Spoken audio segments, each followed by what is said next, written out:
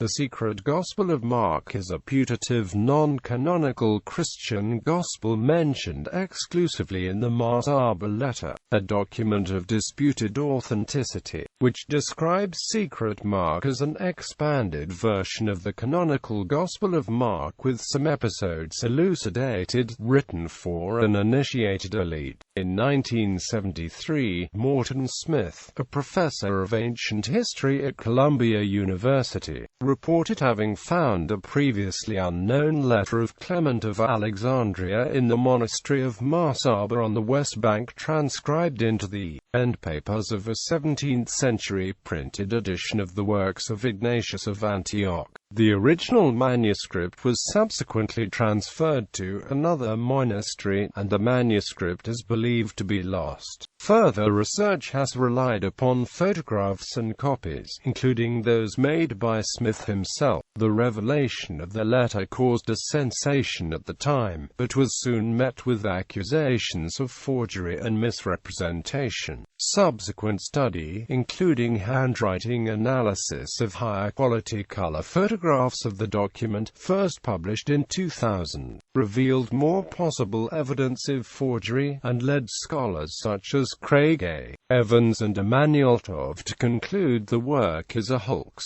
with Smith being the most likely perpetrator. However, while an increasing number of scholars have been convinced by this view, many still maintain that the Mar Saba letter itself is genuine, and debate continues about the authenticity of the letter and the secret gospel it describes. Discovery. Morton Smith and the discovery of the Mar Saba letter in 1973. Morton Smith published a book on a previously unknown letter of Clement of Alexandria. He stated that, while cataloguing documents at the ancient Greek Orthodox monastery of Mar Saba in the summer of 1958, he discovered the text of the letter handwritten into the endpapers of Isaac Vossius's 1646 printed edition of the works of Ignatius of Antioch. It presented a letter of Clement of Alexandria to one Theodore, who he seeks to warn against a Gospel of Mark falsified by the Gnostic sect of Carpocratians. Clement concedes that it gives a more spiritual version of Mark and quotes from it. This letter is consequently referred to as the Mar Saba letter. In his book, Smith published a set of black and white photographs of the text. He published a second book for the popular audience in 1974. Subsequent history. For many years it was thought that only Smith had seen the manuscript. However, in 2003, Guy Strumser reported that he and a group of other scholars had seen it in 1976. During a visit to Mar Saba, Strumser, along with the late Hebrew University professors David Flusser and Shlomo Pines, Greek Orthodox archimandrite Meliton, and a Mar Saba monk, relocated the document where Smith had left it. Strumser, Meliton, and company determined that the manuscript might be safer in Jerusalem than in Mar Saba. They took it back with them, and Meliton subsequently brought it to the Patriarchate Library. The group looked into having the ink tested, but the only entity in the area with such technology was the Jerusalem police. Meliton did not want to leave the manuscript with the police, so no test was taken. Strumser published his account upon learning that he was the last living Western academic to have seen the letter. Subsequent research has uncovered more about the manuscript. In 1977, librarian Father Callistos Duovas removed the 2 pages containing the text from the book to photograph and recatalogued them. However, the recataloguing never happened. Callistos later told Charles W. Hedrick and Nicolaus Olympiou that the pages were then kept separately alongside the book at least until his retirement in 1990. Some time after that, however, the pages were put elsewhere, and various attempts to locate them since that time have been unsuccessful. Olympiou suggests that individuals at the Patriarchate Library may be withholding the pages due to Morton Smith's sensational use of them. Father Callistos gave his color photographs of the manuscript to Hedrick and Olympiou, who published them in the 4th R in 2000. As of 2012, the manuscript's whereabouts are unknown, and it is documented only in the 2 sets of photographs, Smith's black and white set and Father Callistos' color set from 1977.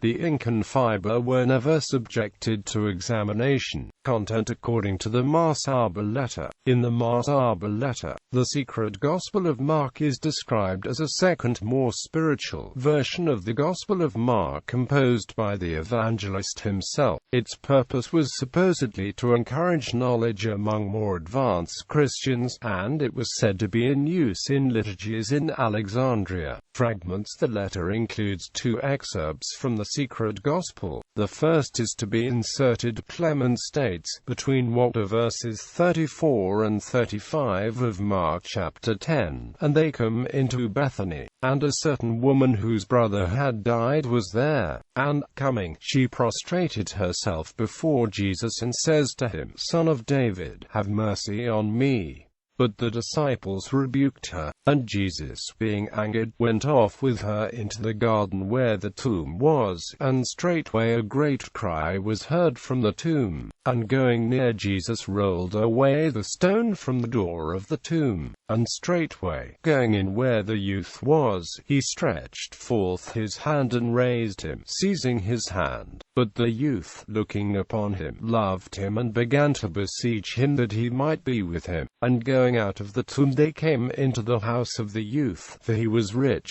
And after 6 days Jesus told him what to do, and in the evening the youth comes to him, wearing a linen cloth over his naked body. And he remained with him that night, for Jesus taught him the mystery of the kingdom of God. And thence, arising, he returned to the other side of the Jordan. The second excerpt is very brief and is to be inserted, according to Clement, in Mark chapter 10 verse 46, and the sister of the youth whom Jesus loved and his mother and Salome were there, and Jesus did not receive them. Clements Commentary. While Clement endorses these 2 passages as authentic to the secret Gospel of Mark, he rejects, as a carpocration corruption, the words naked man with naked man.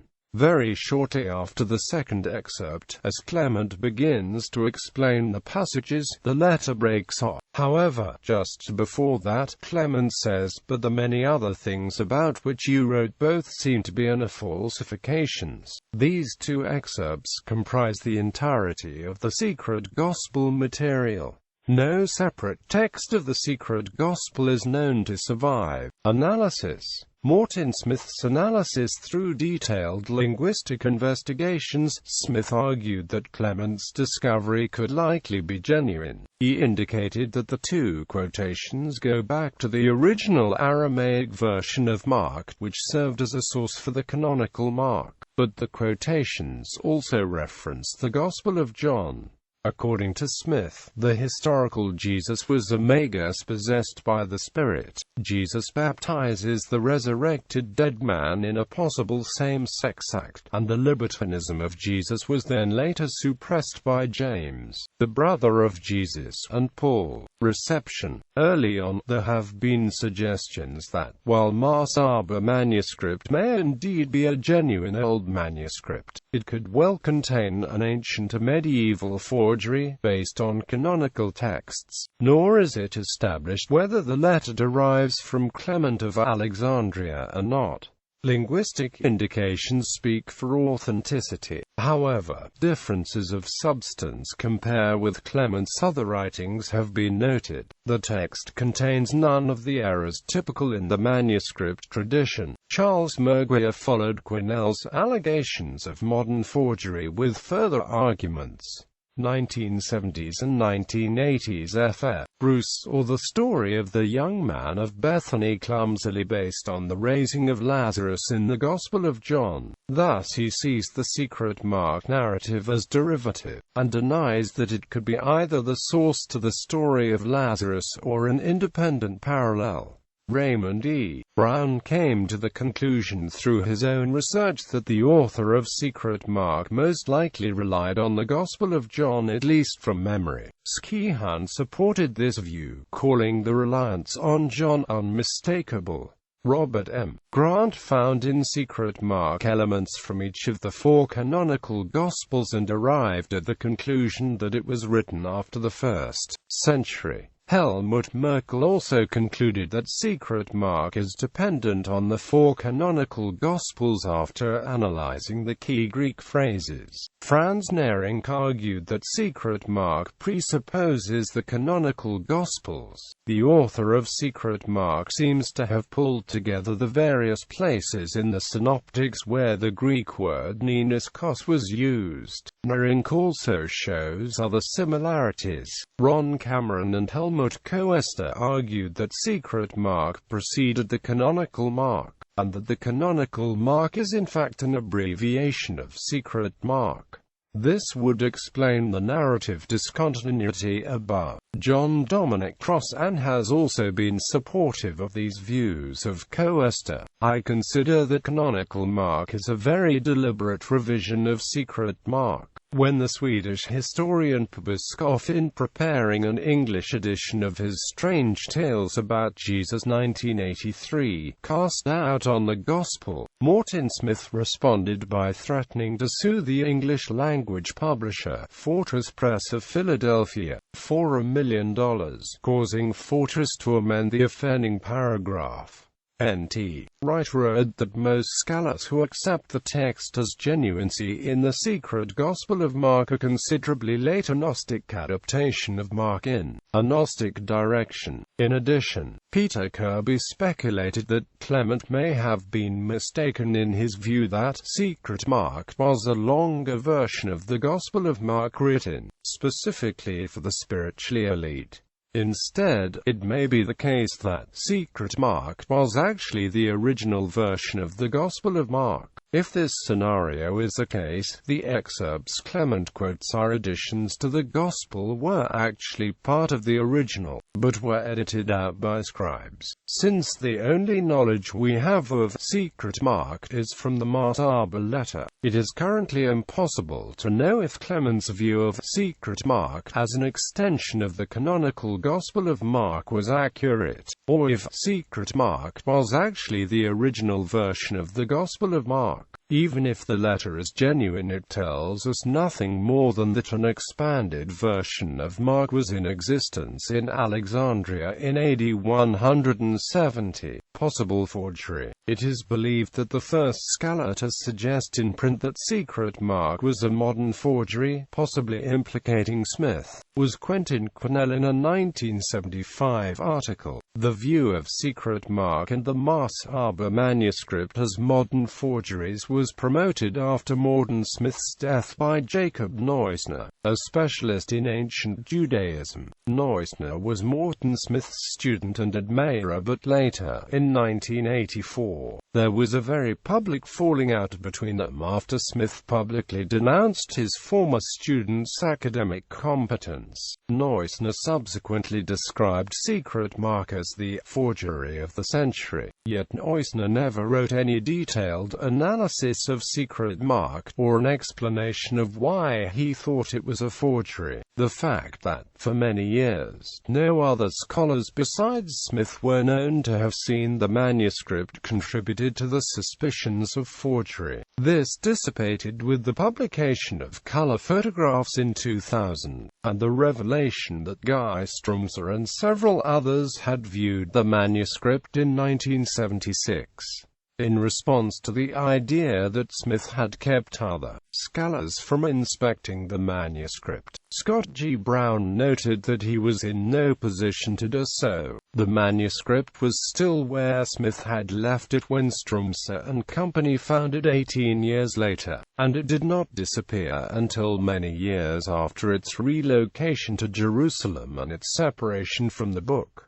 Stephen C. Carlson writes that the academic reception of secret Mark is represented by Larry Hurtado as, furthermore, as many other scholars have concluded, it is inadvisable to rest too much on secret Mark. The alleged letter of Clement that quotes that it might be a forgery from more recent centuries. If the letter is genuine, the secret Mark to which it refers may be, at most, an ancient but secondary edition of Mark produced in the 2nd century by some group seeking to promote its own esoteric interests. In 2001, scholar Philip Jenkins drew attention to a popular novel by James H. Hunter entitled The Mystery of Mar Saba, that first appeared in 1940.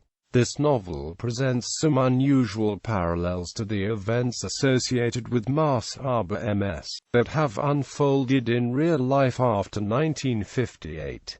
Later, Robert M. Price also drew attention to this novel. In 2007, musicologist Peter Jeffrey also published a book accusing Morton Smith of forgery, arguing that Smith read the Mar Saba document with the purpose of create the impression that Jesus practiced homosexuality. Some wonder if this accusation was made on the grounds that Smith himself was a homosexual, and had a well-established reputation as a sharp-witted cynic.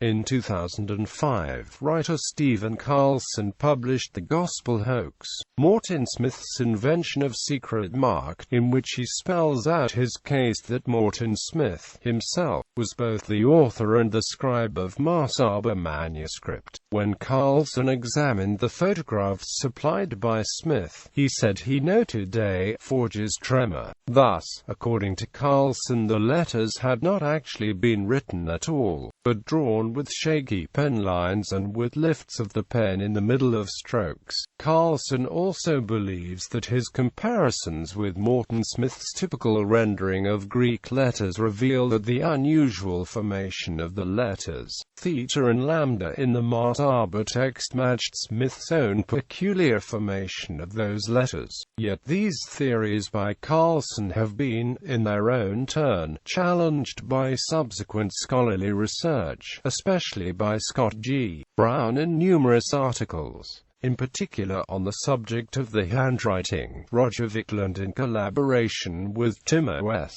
Parnanen, has demonstrated that all the signs of forgery Carlson unearthed in his analysis of the handwriting, such as that forger's tremor, is only visible in the images Carlson used for his handwriting analysis. Carlson chose to use the halftone reproductions found in Clement of Alexandria and a secret Gospel of Mark, where the images were printed with a lined screen made of dots. If the images are magnified to the degree necessary for forensic document examination, the dot matrix will be visible and the letters will not appear smooth. Once the printed images Carlson used is replaced with the original photographs, also the signs of tremors disappear. In 2010, two further handwriting analyses of the Mar Saba MS were undertaken by two Greek graphologists at the behest of Biblical Archaeology Review. The first, Venetia Anastasopoulou, a forensic handwriting expert witness with experience in many Greek court cases, compared the Mar Saba photos with known samples of Morton Smith's Greek handwriting, and concluded that it was most probably not written by Morton Smith. However, the second graphologist, Agamemnon Zelakis, a paleographer, director of the National Bank of Greece Cultural Foundation and also of the Mediterranean Research Institute for Paleography,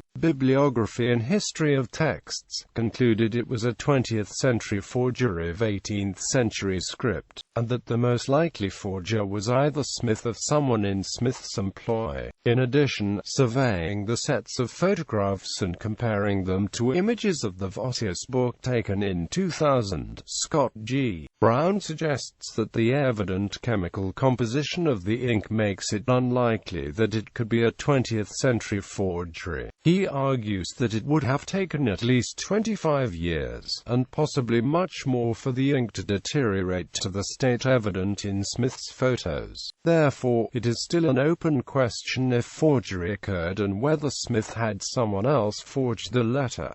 Lacunian continuity. The two excerpts suggest resolutions to some puzzling passages in the canonical Mark.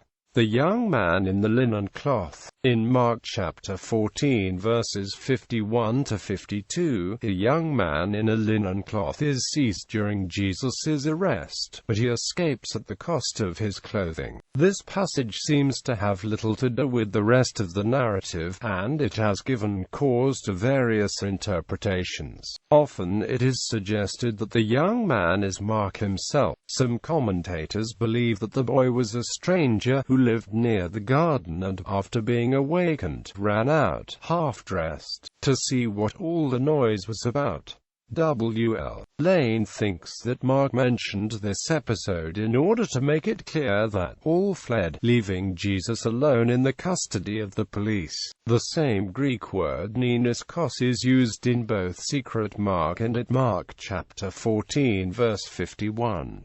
If we accept Helmut Koester's theory that the canonical Mark is a revision of Secret Mark, another explanation is possible, namely, that the ancient editor who deleted an early encounter of Jesus with such a young man in a cloth, then added this incident also involving a young man during Jesus' arrest. There is another occurrence of neniskos in Mark, this time as a youth dressed in white at the tomb of Jesus. For this particular passage, there are also parallel passages in both Matthew and Luke, but neither of the other synoptic Gospels use the word neniskos. Closing parenthesis.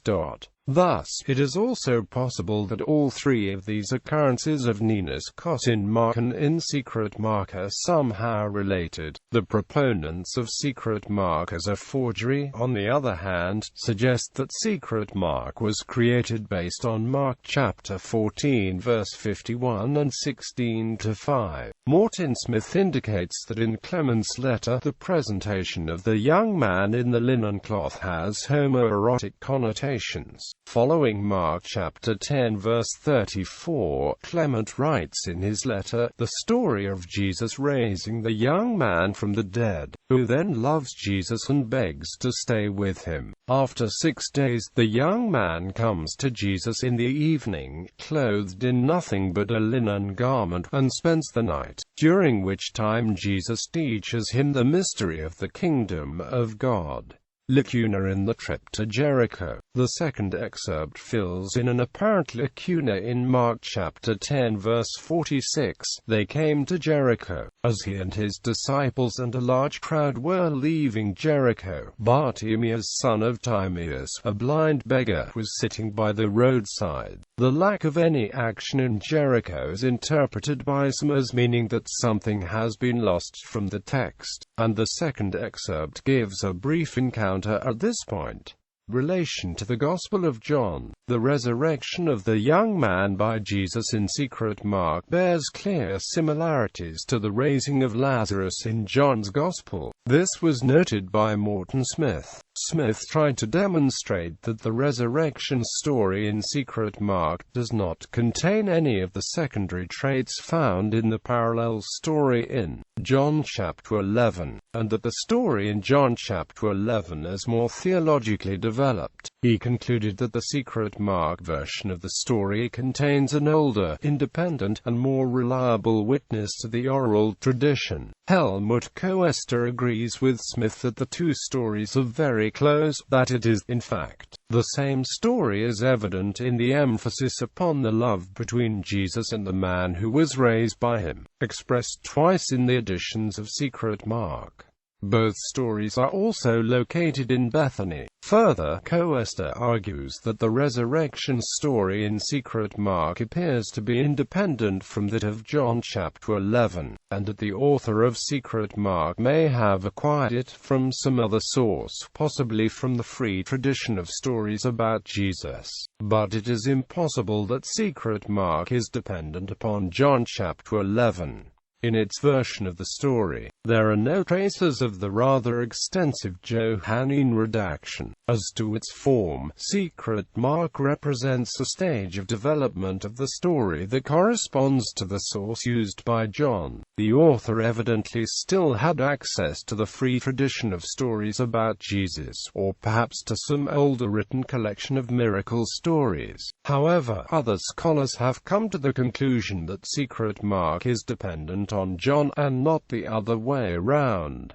Raymond E. Brown finds it likely that the author of Secret Mark relied on John, at least from memory. Skehan, in reviewing Brown's work, calls the reliance on John unmistakable. Other scholars such as Robert M. Grant, Helmut Merkel, and Franz Nehring also point out Secret Mark is most likely dependent on the synoptics as well. If Secret Mark is dependent on all four canonical Gospels, then it was written after John and could not have been used as a source by John's author.